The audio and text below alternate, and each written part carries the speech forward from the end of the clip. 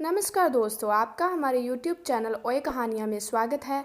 ऐसी ही और कहानियाँ सुनने के लिए हमारे चैनल को सब्सक्राइब करें और बेल आइकन को प्रेस कर दें ताकि हर कहानी का नोटिफिकेशन आप तक पहुँच। आज की कहानी का नाम है यकीन। माँ, मैं सच बता रही हूँ। कल रात रोहित भैया स्नेहा भाभी के लिए एक बड़ा पैकेट लेकर आए थे। लगता है उन्हें घर का खाना अच्छा नहीं लगता है। मुझे पूरा यकीन है कुछ खाने पीने का ही सामान था। अब आस पड़ोस के देखने वाले तो यही कहेंगे, आप बहू को खाने को नहीं देती, इसलिए पति छुपाकर अपनी पत्नी के लिए चीजें लाता है। माँ, बदनामी सिर्फ आपकी होने वाली है। अभी रोक लीजिए वरना।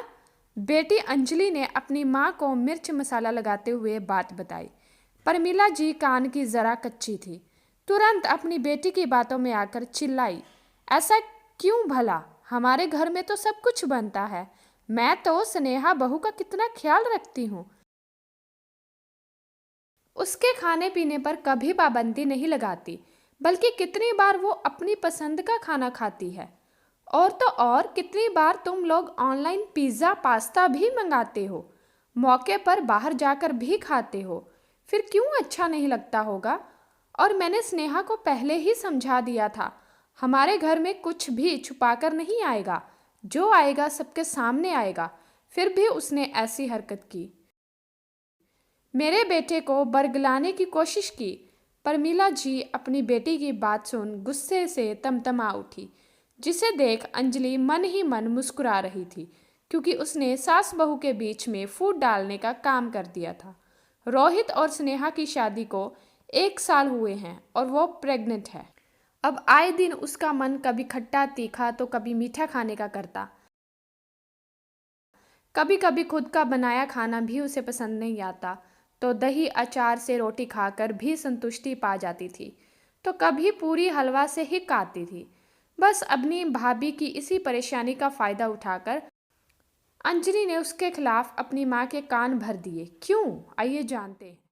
कुछ दिन पहले अंजलि अपनी भाभी के कमरे में पहुंची। भाभी, क्या मुझे अपनी घड़ी दे सकती हैं?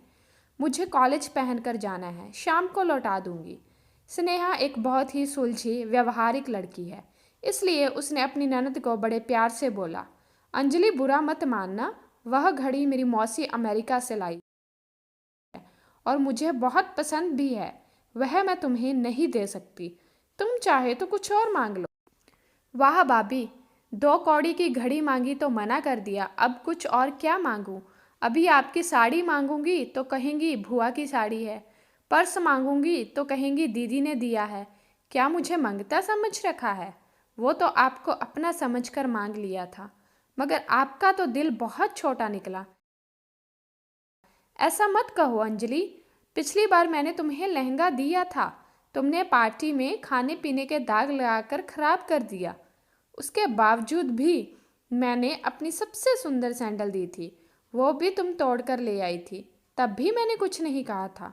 वो घड़ी मेरी मौसी की है, इसलिए तुम चाहो तो शाम को अपने भैया के संग जाकर अपने लिए पसंद से सुंदर सी घड़ी ले लो। हद होती है भाभी, घर में चीज़ रखी है वह तो दे नहीं सकती, भैया के नाम का एहसान बताती हैं। जाइए, मुझे नहीं चाहिए आपकी घड़ी। मुझे तो पहले ही पता था आपको मुझसे कुछ लेना देना नहीं।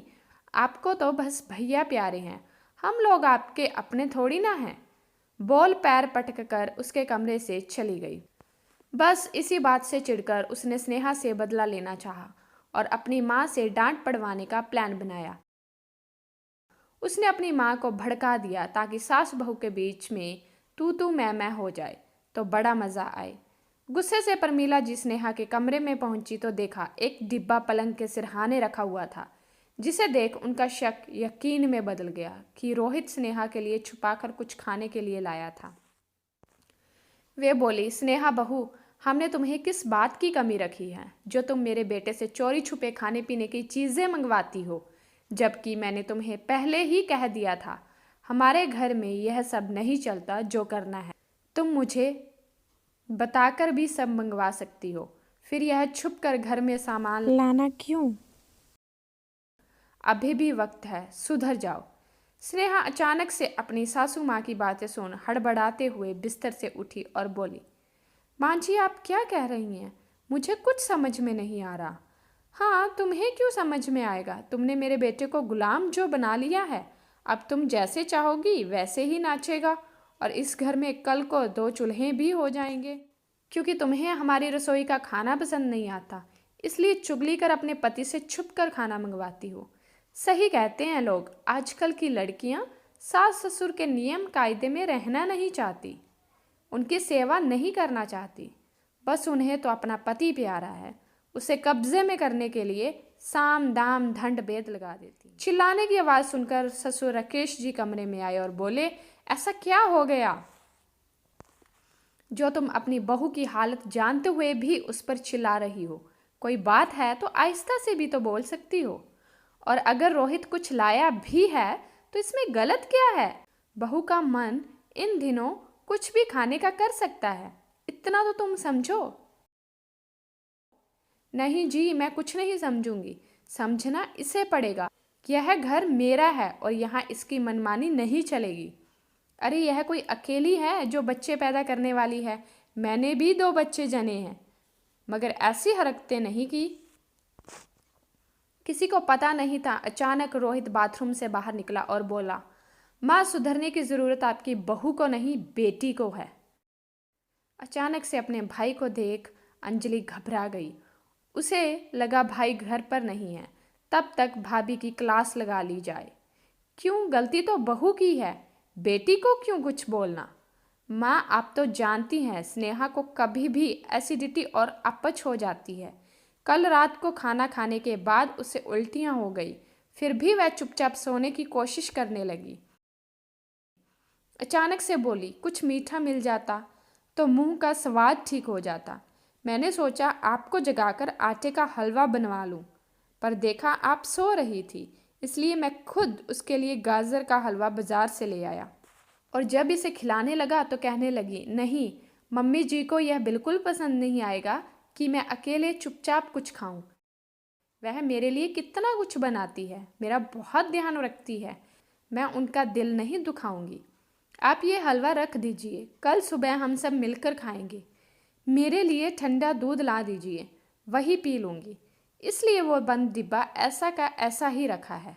शायद आपकी लाडली बिटिया ने मुझे बाजार से आते हुए देख लिया, इसलिए आपके कान भरकर यह बखेड़ा खड़ा कर दिया। आप दोनों के बीच गलत फहमी फैलाकर अपनी भाभी को डांट पड़वाने की कोशिश कर रही थी, जो कि सरासर गलत है। पिछली बार भी आपको सामान ना देने की बात पर कितना भड़काया था, तब भी आपने स्नेहा को ना जाने क्या क्या नहीं सुनाया। स्नेहा मुझे इसकी हर हरकत के बारे में बताती है, पर हम इसकी हर गलती को नादानी समझ माफ़ कर देते हैं। अब आप ही फैसला कीजिए किसका क्या करना है, वरना सच में गलत फहमियों के बीज बोकर ये आपके घर में 2 चूल्हे करवा देगी। परमीला जी बेटी अंजलि को एक ज़ोरदार थप्पड़ जड़ने ही वाली थी कि स्नेहा ने उन्हें रोक दिया, मगर गुस्से से बोली, कॉलेज का आखिरी साल है, पढ़ाई पर ध्यान दो और अपने पैरों पर खड़े होने की सोचो। ऐसे घर में कलह मचाकर बुरी ननद बनने से अच्छा है एक अच्छा इंसान बनो। आइंदा बिना सोचे समझे अपनी भाभी के बारे में बोला तो मुझसे बुरा कोई नहीं होगा। अंजलि ने भी अपने भाभी भैया से माफ़ी मांगी और कहा, आगे से इस तरह की कोई गलती नहीं होगी। स्नेहा ने उसके आंसू पोंछे और बोली, अगर तुम्हारा होने वाला भतीजा या फिर भतीजी अपनी बुआ को ऐसे रोते हुए देखेगा तो रोतलू हो जाएगा, इसलिए मुस्कुराओ और ये लो, मैंने तुम्हारे लिए अपनी घड़ी से भी सुंदर घड़ी मंगवाई है।